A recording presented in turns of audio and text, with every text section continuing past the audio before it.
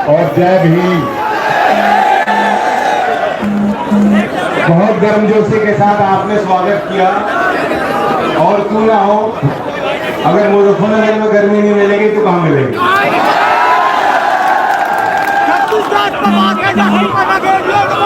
आज इस देश के लिए बहुत गौरव का दिन है।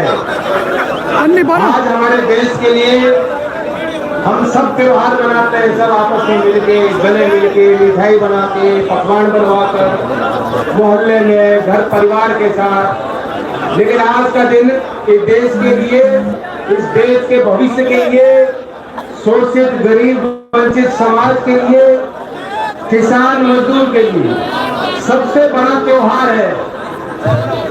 क्यों? आज संविधान दिवस है। हमें और आपको आज कल्पना करनी चाहिए, आजादी तो हमें 1947 में मिली और आप लोगों ने अपनी हड्डियों को जलाकर, बड़ी कुर्बानी करके हमें वो तकदीर हमारी खोली और इस देश को आजाद किया। लेकिन उसके बाद भी संविधान के लिए हमें इंतजार करना पड़ा। संविधान सभा ने 2 साल बहुत गहरा अध्ययन हुआ और बाबा भीमराव अंबेडकर जी की विजन, संविधान सभा की उन चर्चाओं को आप पढ़ेंगे। अगर आज विद्वान लोग बैठे हैं यहाँ, मैं आपको निमंत्रण देता हूँ। 8000 पन्ने लग जाएंगे संविधान सभा की अगर चर्चा लिखी जाए। किसी ने गिनती करिए, 30 लाख से ज्यादा शब्द हैं। सारे विचार खुल के चर्चा हुई संविधान सभा में कि देश का स्वरूप कैसा हो, एक प्रगतिशील समाज का निर्माण कैसे हो, इस सामंतवाद का सामना करने के लिए एक समतावादी समाज का निर्माण कैसे हो। और तब जाके हमें अपना संविधान मिला। अगर ये संविधान नहीं होता तो आज हम लोगों के पास कोई आजादी नहीं होती, हमारे पास कोई अधिकार नहीं होते, हमारा और आपका कोई अस्तित्व नहीं। और इसलिए ये तारीख मनानी चाहिए। इसी क्षेत्र के और देश में बड़ी प्रसिद्धि हासिल करने वाले डॉक्टर हरिओम पवार, उनकी एक कविता है। कविता तो लंबी है लेकिन एक पंक्ति में सुनाता हूँ, वो आज के इस विषय पे प्रासंगिक। मैंने तो बात दिए, मौलिक भी अधिकार दिए हैं, धर्म कर्म संसार दिया है, जीने का अधिकार दिया है, सबको भाषण की आजादी, कोई भी बन जाए गांधी। लेकिन तुमने अधिकारों का मुझसे लिखे उपचारों का क्यों ऐसा उपयोग किया है? सब नाजायज भोग किया है, मेरा यूं अनुकरण किया है जैसे सीता हरण किया है। मैंने तो समता सौंपी थी, तुमने फर्क व्यवस्था कर दी, तुमने नर्क व्यवस्था कर दी। हर मंजिल फैली कर डाली, गंगा भी मैली कर डाली। शांति व्यवस्था हाथ से हो गई, विस्फोटों का भाष्य हो गई। आज अहिंसा बनवासी है, कायरता के घर दासी है। न्याय व्यवस्था भी रोती है, गुंडों के घर में सोती है। सुन लो, ऐसा लग रहा है कि आज की बात है। पूरे कांप रहे आगों से, राजा डरता है प्यादों से। गांधी को गाली मिलती है, डाकू को ताली मिलती है। क्या आपराधिक चलन हुआ है, मेरा भी अपहरण हुआ है। मैं चोटिल हूँ, शत विशत हूँ, मैंने यूं आघात सहा है जैसा घायल पड़ा जटायु। हारा थका करा रहा है, जिंदा हूं या मरा पड़ा हूं, अपनी नफ्स टटोल रहा हूं। मैं भारत का संविधान हूं, लाल किले से बोल रहा हूं।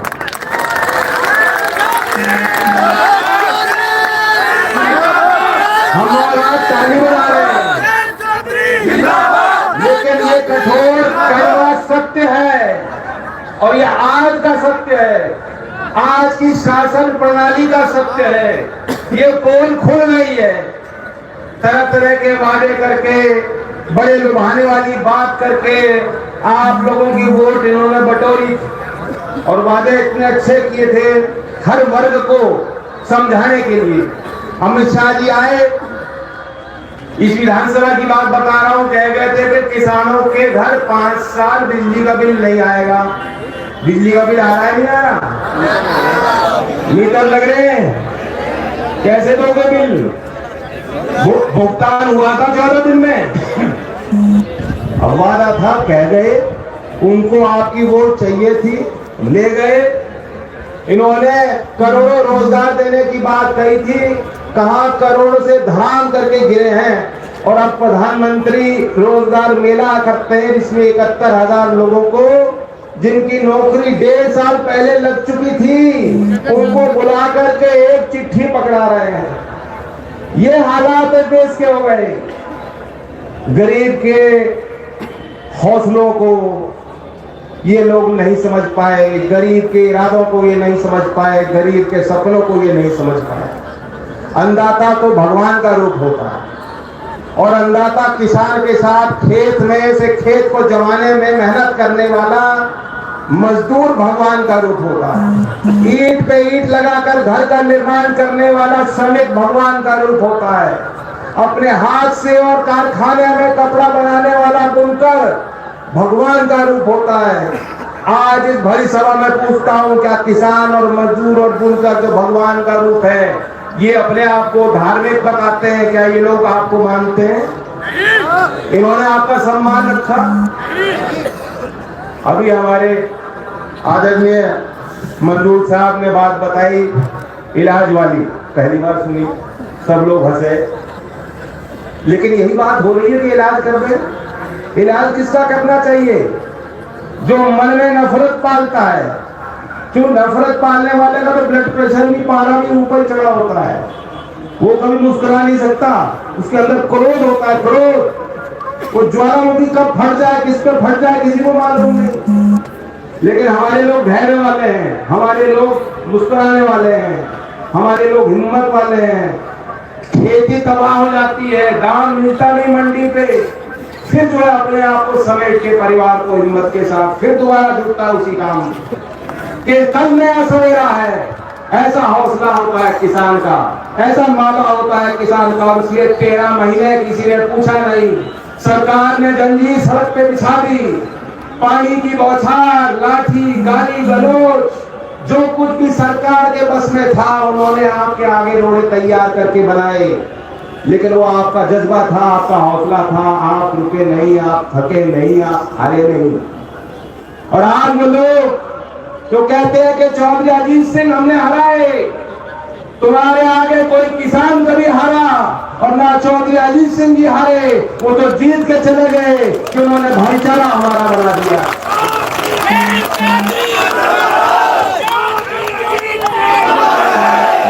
और अब ये समय बताएगा,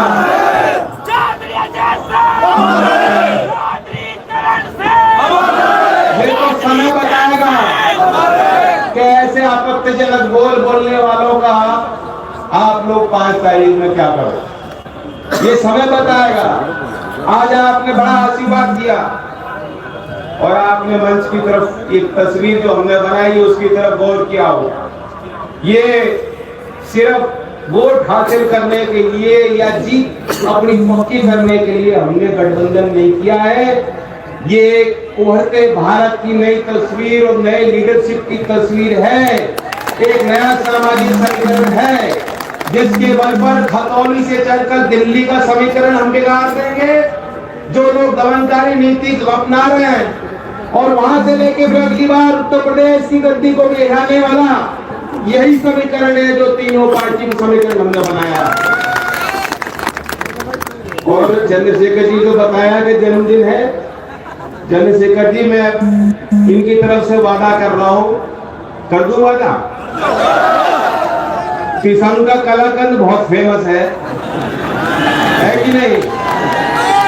तो इन्हें तोहफे में वोट देना और जीत जब 8 तारीख को खुलेगी उसके बाद मैं किसान का कलाकंद खिलाऊंगा।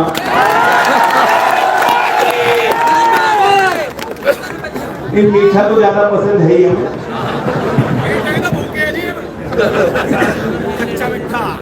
डबल शक्कर डालो आप चाय में भी। मुझे तो पता नहीं, प्रधानमंत्री जी कहते हैं चाय, मैं नहीं मानता कि कभी उन्होंने चाय बेची हो। गरम गरम गरम पकौड़े जरूर बेचे हैं उन्होंने। और हमने ये जो समीकरण बनाया ना, सबका साथ, सबको साथ जोड़ के सम्मान के साथ, ये समझो कि डबल शक्कर डाल दी। पिछली बार तो कमी थी कुछ, जैसा कि कह रहे थे हमारे पक्ता मदन भैया कि पिछली बार कुछ कसर रह गई थी, लेकिन अब जब चंद्रशेखर जी साथ खड़े हो गए तो मैं मानता हूं कि डबल शक्कर गिर गई हमारे साथ।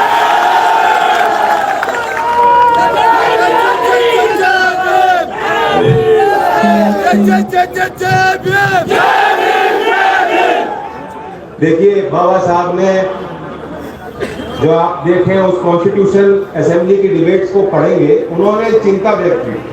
उन्होंने कहा था कि अब जब संविधान हमें मिल गया, राजनीतिक बराबरी हमारी निश्चित हो गई, लेकिन सामाजिक और आर्थिक तौर पर हम बराबर नहीं है। आज भी आप गैर बराबरी देखते हो। इनका बस चले तो ये देश अदानी और अंबानी जैसे बड़े लोगों का कारखाना बन जाएगा पूरा देश, और आप सब उनके बंधुआ मजदूर बन जाओगे। ये बराबरी नहीं चाहते, ये आपकी गुलामी चाहते हैं। लेकिन गुलामी के निर्देशों को तोड़ने के लिए आपको और हमें मेहनत करनी होगी। हमारे मुद्दे चुनाव में सरल हैं। हम चाहते हैं बेरोजगार का सम्मान हो। जो सरकारी भर्तियां होती है, अभी जो वक्ताओं ने रखी बात, और आप तो देख ही रहे हो, मुजफ्फरनगर के खतौली के नौजवानों को, प्रतिभाशाली नौजवानों को कहा जाता है भर्ती भूली जाओ, बस्ती जाओ बलिया, वहां इम्तिहान दो। अरे वो पहुंचते हैं तो पता लगता है कि पेपर लीक हो गया, वापस लौटो, फिर दोबारा तारीख आएगी 6 महीने बाद। कभी भर्ती प्रक्रिया पूरी नहीं होती। और यहाँ खतौली वो क्षेत्र है, ये तो नकली राष्ट्रवादी है। आपको यहाँ हर गांव में शहीद की मूर्ति मिल जाएगी, लेकिन शहीद की मूर्ति लगाने वाले भी, वो अपने आंसू पोंछने वाले परिवार से भी अगर आप पूछे तो ये कहते हैं कि हमारी अगली पीढ़ी भी शहीद होने को तैयार है। ऐसा जज्बा है लोगों का। लेकिन ये वो सरकार है, याद रखना, जिसने इस भावना को नहीं समझी। ये सरकार जिन्होंने कह दिया कि हम आर्मी के सैनिकों को भी पेंशन नहीं देना चाहते, हम पूरी पक्की नौकरी जवानों को नहीं दे सकते। हमारे पास वो सामर्थ्य भारत सरकार पे नहीं बचा है कि आर्मी भी पक्की नौकरी आपको दे दे। इसलिए भाइयों, 4 साल के लिए अग्निवीर बन जाओ, और अग्निवीर 4 साल के लिए बनोगे, 4 साल बाद घर लौट जाना। क्या ऐसी व्यवस्था तुम स्वीकार सकते हो नौजवानों? ये चुनाव 5 तारीख का यही मान लेना। आपको बटन नलके का इसलिए दबाना है कि दिल्ली में बैठे इनकी आंखें खुल जाए, इनको पता लग जाए कि अग्निवीर हमें पसंद है, स्वीकार नहीं है। गन्ने की बात मैं कह रहा हूं, गन्ने का तो रेट ही भी घोषित नहीं हुआ। दुनिया में ऐसा कोई काम नहीं, दुनिया में ऐसा कोई व्यापार नहीं, दुनिया में ऐसी कोई पूंजी नहीं बन पाती जिसमें जो उत्पादक है वो अपना माल दे दे और उसे मालूम ना हो कि हमें बदले में भाव क्या मिले। कोई काम ऐसा नहीं है। पर खेती में उन्होंने ऐसी व्यवस्था बना रखी है। आज अब गन्ना गेर दो, 20 दिन पहले गेर चुके, मिल चालू चल रही है, उनकी कमाई चालू, उनका मीटर चालू, उनके घर की कमाई चालू। लेकिन आप अपने घर में बैठ के हिसाब भी नहीं लगा सकते कि कितना पैसा कब आएगा, कितना आएगा। ये सरकार की दुर्दशा है। ये सरकार अन्नदाता का अपमान कर रही है। इसलिए किसान भाइयों से अपील करता हूं कि 5 तारीख में कोई कारण हमें नहीं चाहिए, और एक कारण बना लो कि हम गन्ने का भाव घोषित कराना चाहते हैं, लाभकारी मूल्य चाहते हैं। इसलिए 5 तारीख में हैंडपंप का बटन दबाएंगे।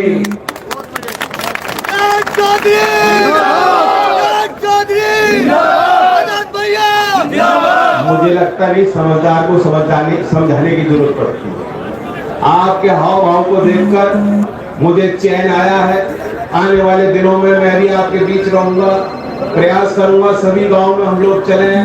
मैं अपील करता हूं समाजवादी पार्टी के सभी कार्यकर्ताओं से, आजाद समाज पार्टी के सभी कार्यकर्ताओं से, लोकदल के सभी वरिष्ठ कार्यकर्ताओं के गांव में आप डेरा बना दें, जानसठ और खतौली के कस्बों में आप डेरा बना दें, घर घर तक संदेश पहुंचाएं और यही आशीर्वाद दें कि 5 तारीख में, जैसा मदन ने कहा कि मदन खेकड़ा वाले नहीं, मदन खतौनी वाले आपको बनाए। धन्यवाद। जय भीम, जय भारत।